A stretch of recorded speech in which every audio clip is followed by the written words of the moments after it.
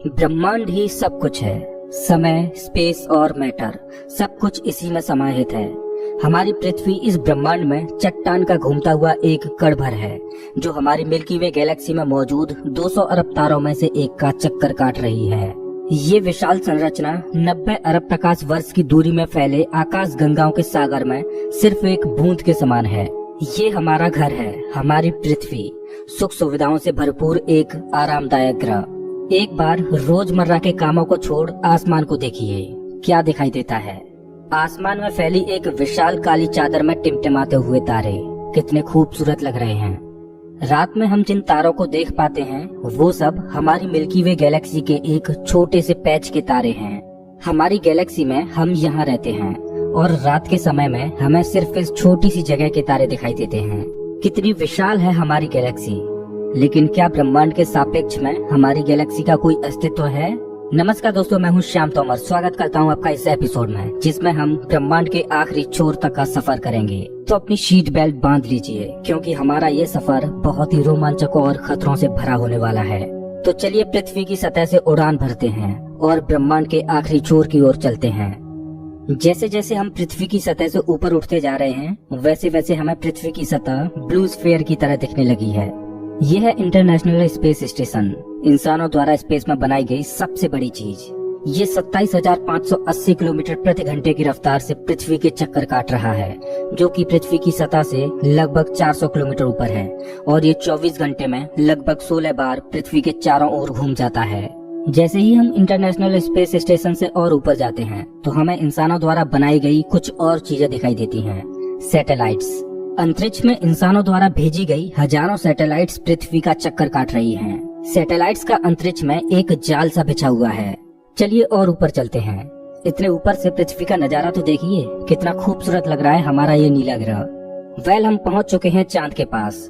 हमसे पहले यहाँ पर 12 एस्ट्रोनॉट्स आ चुके हैं, जिनमें नील आर्मस्ट्रांग पहले व्यक्ति थे जो इसकी सतह पर उतरे थे, और उनके पैरों के निशान आज भी चांद की सतह पर देखे जा सकते हैं। चांद पर कोई वायुमंडल नहीं है, इस वजह से ये निशान सदियों तक ऐसे ही बने रहेंगे।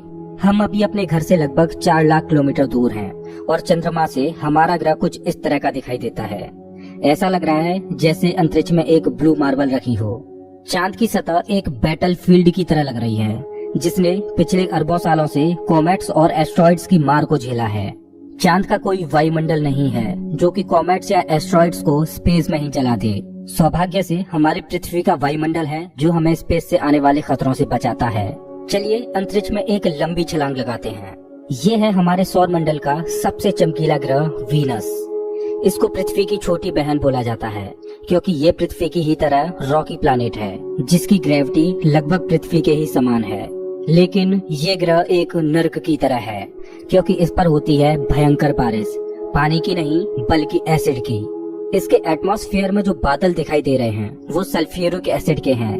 हमारे सौर मंडल में सिर्फ वीनस ही एकमात्र ऐसा ग्रह है जिस पर सबसे ज्यादा ग्रीन हाउस इफेक्ट होता है। सूर्य की गर्मी इस पर आती तो है, लेकिन वापस नहीं जा पाती, जिस वजह से हीट इसके एटमॉस्फेयर के अंदर ट्रैप होकर रह जाती है। यही कारण है कि शुक्र ग्रह हमारे सौर मंडल का सबसे गर्म ग्रह है, जिसका तापमान 465 डिग्री सेल्सियस है। इसकी सतह पर काफी मात्रा में ज्वालामुखी मौजूद हैं, जो इस ग्रह को और ज्यादा खतरनाक बनाते हैं। इस एंग्री प्लैनेट पर कुछ भी सरवाइव नहीं कर सकता। चलिए अपनी जर्नी को और आगे बढ़ाते हैं। ये है सूर्य के सबसे पास मौजूद ग्रह मरकरी। इस ग्रह की धरती हमारे चंद्रमा जैसी नजर आती है, जिस पर बड़े बड़े गड्ढे मौजूद हैं। इस ग्रह के दिन और रात के टेम्परेचर में बहुत ज्यादा डिफरेंस है। रात के समय में इसका तापमान -170 डिग्री सेल्सियस पहुंच जाता है, तो दिन के समय में 400 डिग्री सेल्सियस को भी पार कर जाता है। चलिए आगे बढ़ते हैं। ये है हमारा भगवान। यही है जो अपनी ऊर्जा से पृथ्वी पर जीवन को चला रहा है। अगर ये न होता तो हम न होते। पृथ्वी से लगभग 150 मिलियन किलोमीटर दूर मौजूद ये तारा इतना बड़ा है कि इसमें लाखों पृथ्वियां समा जाएं। सूर्य इतना भारी है कि इसकी ग्रेविटी पूरे सोलर सिस्टम को कंट्रोल कर रही है। इससे निकलने वाली लपटें इतनी बड़ी होती हैं कि सूर्य की सतह से हजारों किलोमीटर ऊपर तक चली जाती हैं। चलिए अपनी यात्रा को आगे बढ़ाते हैं। यह है पृथ्वी का सबसे नजदीकी ग्रह मंगल। इसकी धरती लाल है, इस वजह से इसे लाल ग्रह भी बोला जाता है। वैज्ञानिक मंगल ग्रह के बारे में जानने के लिए बड़े ही उत्सुक हैं, क्योंकि वैज्ञानिक कहीं ना कहीं ये अनुमान लगाते हैं कि मंगल ग्रह हमारा पास्ट है। वैज्ञानिक मानते हैं कि अतीत में मंगल की धरती पर जीवन फला फूला होगा। मंगल की धरती पर भी सागर मौजूद थे, नदियां मौजूद थीं, इसका खुद का एक एटमॉस्फेयर था। लेकिन आज ये ग्रह वीरान और बंजर पड़ा है। आज वैज्ञानिक इस ग्रह पर सूक्ष्म रूप में ही सही बैक्टीरिया के रूप में जीवन खोजने में जुटे हैं और वैज्ञानिक इस ग्रह पर भविष्य में बस्तियां बसाने की सोच रहे हैं। अगर हम मंगल पर आए हैं तो हम इसे कैसे मिस कर सकते हैं। ये है ओलंपस मॉन्स, एक प्राचीन ज्वालामुखी। मंगल की धरती पर ज्वालामुखी से बना ये पहाड़ पृथ्वी की सबसे ऊंची चोटी माउंट एवरेस्ट से भी लगभग 3 गुना ऊंचा है और ये हमारे सोलर सिस्टम की सबसे ऊंची चोटी है। अगर मंगल की धरती से हम अपने ग्रह पृथ्वी को देखें तो ये कुछ इस तरह की दिखाई देती है। अब आगे की यात्रा थोड़ी सी डरावनी होने वाली है, क्योंकि अब हम एस्ट्रॉयड बेल्ट में प्रवेश कर रहे हैं, जो कि मंगल और बृहस्पति ग्रह के बीच मौजूद है। इसमें मौजूद हैं बड़ी बड़ी और विशालकाय चट्टानें, जो कि सूर्य के चारों ओर घूम रही हैं। इस एस्ट्रॉयड बेल्ट में इतनी बड़ी बड़ी चट्टानें मौजूद हैं कि अगर ये सब आपस में मर्ज हो जाएं, तो इनसे एक बड़े ग्रह का निर्माण हो सकता है। इस बेल्ट में इतने बड़े बड़े एस्ट्रॉयड्स मौजूद हैं कि इन पर एक बड़ा शहर बसाया जा सके। जैसा कि हम जानते हैं कि 4.5 बिलियन साल पहले हमारे सौर मंडल में ग्रह बने, लेकिन एस्ट्रॉयड बेल्ट में मौजूद ये मलबा जैसा का तैसा रह गया। एस्ट्रॉयड बेल्ट में मौजूद मलबा एक प्लैनेट बन सकता था, लेकिन एक बड़ी शक्ति ने इस मलबे को प्लैनेट नहीं बनने दिया और वो शक्ति थी जुपिटर। जुपिटर की हाई ग्रेविटी ने एस्ट्रॉयड बेल्ट के एस्ट्रॉयड्स को प्लैनेट नहीं बनने दिया। जुपिटर हमारे सोलर सिस्टम का सबसे बड़ा प्लैनेट है और इसके ढेर सारे चंद्रमा हैं। ये इतना बड़ा है कि हमारे सोलर सिस्टम के अन्य सभी प्लैनेट्स को मिलाकर भी इतना बड़ा ग्रह नहीं बनाया जा सकता। ये है जुपिटर का ग्रेट रेड स्पॉट। ये लाल धब्बा जुपिटर की सतह पर सदियों से चला आ रहा है। ये एक विशाल तूफान है। ये रेड स्पॉट इतना बड़ा है कि इसमें 3 पृथ्वियां आ जाएं। जुपिटर एक गैसीय प्लैनेट है, इस वजह से इसकी सतह पृथ्वी की तरह ठोस नहीं है। अगर आप जुपिटर की सतह पर उतरे तो आप इसकी सतह पर खड़े नहीं हो सकते, बल्कि सीधे इसके अंदर चले जाओगे। जुपिटर जितना वायलेंट और विनाशकारी है, वहीं इसके चंद्रमा जीवन के पनपने के लिए आइडियल साबित होते हैं। जुपिटर के दर्जनों चंद्रमाओं में से एक है यूरोपा, जो कि पूरी तरह बर्फ की मोटी चादर से ढका हुआ है। वैज्ञानिक मानते हैं कि यूरोपा की सतह पर जमी हुई बर्फ के नीचे पानी तरल रूप में मौजूद है। इस पर पानी का तरल रूप में होना जीवन के होने की संभावनाओं को बढ़ा देता है। हमारे सोलर सिस्टम में बृहस्पति ग्रह के चंद्रमा यूरोपा पर वैज्ञानिक जीवन होने की प्रबल संभावनाएं जताते हैं। हमारा अगला पड़ाव है हमारे सौर मंडल का सबसे खूबसूरत प्लैनेट सैटर्न। शनि ग्रह के छल्ले इसकी सुंदरता में 4 चांद लगाते हैं, जो कि इसकी सतह से लाखों किलोमीटर ऊपर तक फैले हैं। शनि ग्रह को अपने सोलर सिस्टम का ताज माना जाता है। ये है शनि ग्रह का एक चंद्रमा टाइटन। इसका खुद का एक एटमॉस्फेयर है, इस पर हवा है, बारिश होती है, यहाँ तक कि इस पर ऋतुएं भी बदलती हैं। इस पर नदियाँ और सागर मौजूद हैं। ये चंद्रमा देखने में लगभग पृथ्वी की ही तरह है, लेकिन इस पर जो नदियाँ और सागर हैं वो पानी के नहीं बल्कि लिक्विड नेचुरल गैस के हैं। अगर हम किसी भी तरह इस नेचुरल गैस को पृथ्वी पर ला पाएं, तो ये इतनी ज्यादा है कि हजारों सालों तक ये हमारे शहरों को रोशन कर सकती है। वैज्ञानिक अनुमान लगाते हैं कि अरबों साल बाद जब सूर्य गर्माने लगेगा और एक रेड जाइंट बन जाएगा, तब टाइटन हैबिटेबल जोन में होगा। उस समय टाइटन पर पृथ्वी जैसी परिस्थितियां मौजूद होंगी। इस वजह से वैज्ञानिक टाइटन को भविष्य की पृथ्वी मानते हैं। अभी हम अपने घर से इतने दूर आ चुके हैं कि यहाँ से हमारी पृथ्वी एक डॉट की तरह दिखाई देती है। अब जैसे जैसे हम अंतरिक्ष की गहराई में और आगे बढ़ते जाएंगे, वैसे वैसे पृथ्वी हमारी आंखों से ओझल होती जाएगी। हमारा अगला पड़ाव है यूरेनस। प्राचीन समय में यूरेनस और नेपच्यून के बारे में कोई भी जानकारी नहीं थी, जब तक कि टेलीस्कोप का आविष्कार नहीं हुआ। हमारी सौर व्यवस्था का सबसे आखिरी प्लैनेट है नेपच्यून। हमारा सोलर सिस्टम बहुत बहुत बड़ा है, लेकिन नेपच्यून के बाद भी हमारा सोलर सिस्टम खत्म नहीं हो जाता। अपने सोलर सिस्टम की गहराई में हम आगे बढ़ते हैं तो हम पहुंच जाते हैं कुइपर बेल्ट में, जो पिछली एस्ट्रॉयड बेल्ट से 20 गुना चौड़ी और 200 गुना ज्यादा फैली है। ग्रहों की लिस्ट से बेदखल किया जाने वाला प्लूटो भी इसी कुइपर बेल्ट का सदस्य है। कुइपर बेल्ट में एस्ट्रॉयड बेल्ट से भी ज्यादा बड़े बड़े ऑब्जेक्ट्स मौजूद हैं, जिनकी खुद की ग्रेविटी की वजह से इनके चंद्रमा भी हैं। चलिए कुइपर बेल्ट को पार करके आगे चलते हैं। हमारी पृथ्वी से 13 बिलियन किलोमीटर दूर ये है सूर्य से सबसे दूर मौजूद ऑब्जेक्ट सेडना। ये एक बौना ग्रह है जो एक ऐसा स्पेस ऑब्जेक्ट है जो सबसे दूर सूर्य की परिक्रमा कर रहा है। इसकी खोज 2003 में हुई थी। ये सूर्य की एक परिक्रमा 10,000 सालों में पूरी कर पाता है। चलिए अब अपने सोलर सिस्टम से बाहर का रुख करते हैं। अभी हम इंटरस्टेलर स्पेस में प्रवेश कर चुके हैं। देखिए देखिए, अंतरिक्ष की गहराई में ये क्या ट्रेवल कर रहा है। ओह, ये तो वॉयेजर 1 स्पेसक्राफ्ट है। यही तो इकलौता स्पेसक्राफ्ट है जो कि इंसानों द्वारा बनाई गई सबसे दूर मौजूद चीज है। ये पृथ्वी से अब तक 19 अरब किलोमीटर दूर जा चुका है। इस स्पेसक्राफ्ट ने अंतरिक्ष के काफी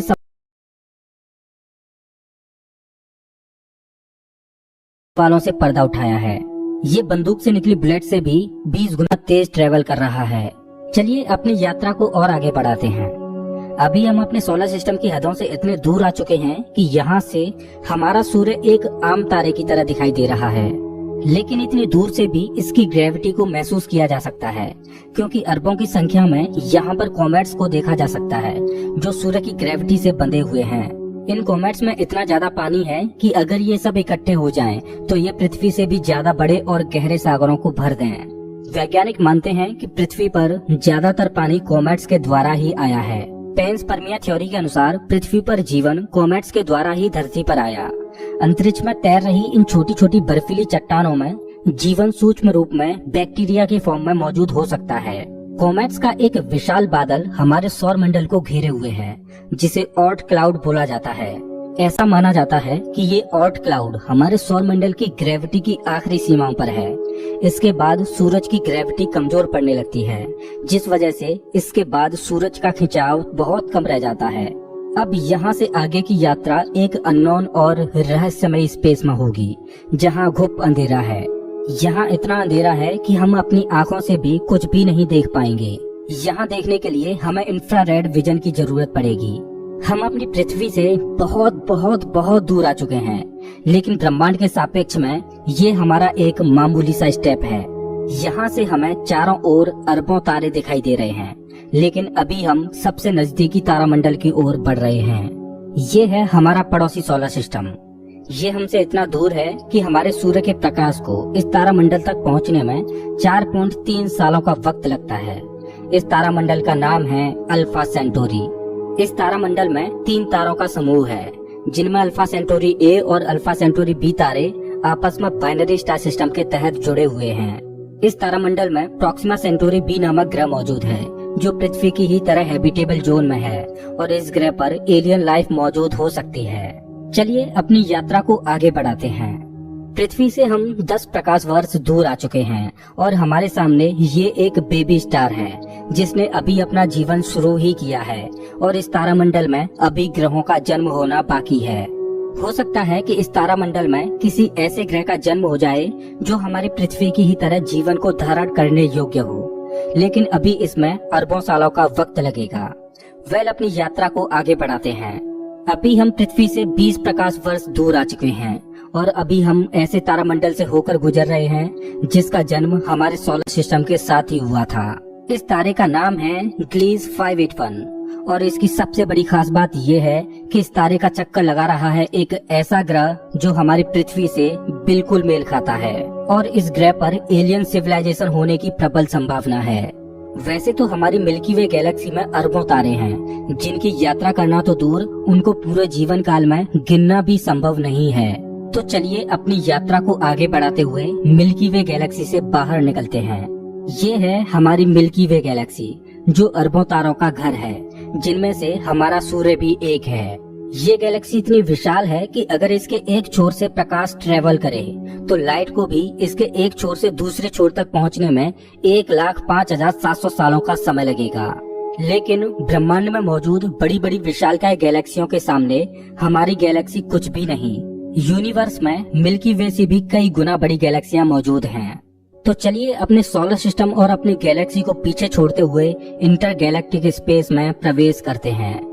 इंटर गैलेक्टिक स्पेस में प्रवेश करके हमें दूर दूर तक अरबों गैलेक्सियां दिखाई दे रही हैं, लेकिन ये सभी गैलेक्सियां झुंड में हैं और ये है हमारी गैलेक्सियों का झुंड, जिसमें हमारी गैलेक्सी मिल्की वे और अन्य पड़ोसी गैलेक्सियां मौजूद हैं। गैलेक्सियों के इस छोटे से झुंड को लोकल ग्रुप बोला जाता है। गैलेक्सियों का ये लोकल ग्रुप 10 मिलियन प्रकाश वर्ष में फैला हुआ है। जैसे जैसे हम अपनी यात्रा को आगे बढ़ाते जा रहे हैं, वैसे वैसे हमें अन्य गैलेक्सियों के झुंड दिखाई देते जा रहे हैं और उनमें भी हमारे लोकल ग्रुप की तरह गैलेक्सियां मौजूद हैं। गैलेक्सियों के कई लोकल ग्रुप्स को मिलाकर एक सुपर क्लस्टर बनता है। इसी वर्गो सुपर क्लस्टर में हमारी गैलेक्सियों का लोकल ग्रुप भी शामिल है और हमारी गैलेक्सियों का लोकल ग्रुप इस छोटे से पैच में है। अभी हम अपने घर से इतने दूर आ चुके हैं कि यहाँ से हम अपने सूर्य को तो छोड़ो, यहाँ तक कि अपनी गैलेक्सी को भी छोड़ो, हमारी गैलेक्सियों का लोकल ग्रुप ही एक छोटे से पैच के समान दिखाई दे रहा है। कितना विशाल है ना वर्गो सुपर क्लस्टर। इस वर्गो सुपर क्लस्टर में 100 से ज्यादा गैलेक्सियों के लोकल ग्रुप शामिल हैं और ये 110 मिलियन प्रकाश वर्ष में फैला हुआ है। चलिए अपनी यात्रा को और आगे बढ़ाते हैं। अरे ये क्या, जैसे जैसे हम आगे बढ़ते जा रहे हैं वैसे वैसे हमें वर्गो सुपर क्लस्टर जैसे अनगिनत सुपर क्लस्टर्स दिखाई दे रहे हैं। इस सुपर क्लस्टर्स के समूह को नाम दिया गया है लेनियाकिया सुपर क्लस्टर और हमारा वर्गो सुपर क्लस्टर यहाँ पर है, एक छोटे से पैच के समान, जिसमें हमारी गैलेक्सियों का लोकल ग्रुप एक डॉट की तरह भी दिखाई नहीं दे रहा। ये लेनियाकिया सुपर क्लस्टर 520 मिलियन प्रकाश वर्ष में फैला हुआ है, जिसमें लाखों वर्गो सुपर क्लस्टर्स जैसे सुपर क्लस्टर्स मौजूद हैं। चलिए अपनी यात्रा को और आगे बढ़ाते हैं। जैसे जैसे हम आगे बढ़ते जा रहे हैं वैसे वैसे लेनियाकिया सुपर क्लस्टर भी छोटा होता जा रहा है और इतनी दूर से देखने पर लेनियाकिया सुपर क्लस्टर भी एक छोटे से पैच की तरह दिखाई दे रहा है। ओह माय गॉड, मेरा तो दिमाग ही घूम गया। खैर अपनी यात्रा को और आगे बढ़ाते हैं। ये है हमारा ऑब्जर्वेबल यूनिवर्स, जिसमें हमारा लेनियाकिया सुपर क्लस्टर एक छोटे से डॉट की तरह मौजूद है। लेकिन क्या यही हमारी यात्रा खत्म हो जाती है? क्या इतना ही बड़ा है ब्रह्मांड? जैसा कि मैंने अभी बोला, ये है ऑब्जर्वेबल यूनिवर्स यानी ज्ञात ब्रह्मांड। ब्रह्मांड के बारे में हम जो भी जानते हैं वो केवल यहीं तक जानते हैं। हो सकता है कि ब्रह्मांड का विस्तार आगे भी हो जो अनंत तक चलता जा रहा हो, लेकिन वहाँ से हम तक कोई प्रकाश ही नहीं पहुँच पा रहा हो जिससे हमें ऑब्जर्वेबल यूनिवर्स के बाहर का भी पता चल सके। वैज्ञानिक ये भी अनुमान लगाते हैं कि हो सकता है कि हमारे यूनिवर्स जैसे असंख्य यूनिवर्स और मौजूद हो सकते हैं, जिनमें हमारा ये ब्रह्मांड एक विशाल सागर में एक छोटी सी बूंद के समान हो। खैर मल्टीवर्स यानी एक से ज्यादा ब्रह्मांडों का अस्तित्व है कि नहीं ये कोई नहीं जानता और न ही हमारे पास मल्टीवर्स यानी महाब्रह्मांड के कोई सबूत हैं। लेकिन ये तो तय है कि मौजूद है, जिसका हमें कोई भी ज्ञान नहीं। लेकिन वो क्या हो सकता है? हो सकता है कि हमारा ऑब्जर्वेबल यूनिवर्स भी महाब्रह्मांड में एक छोटे से पैच के समान हो।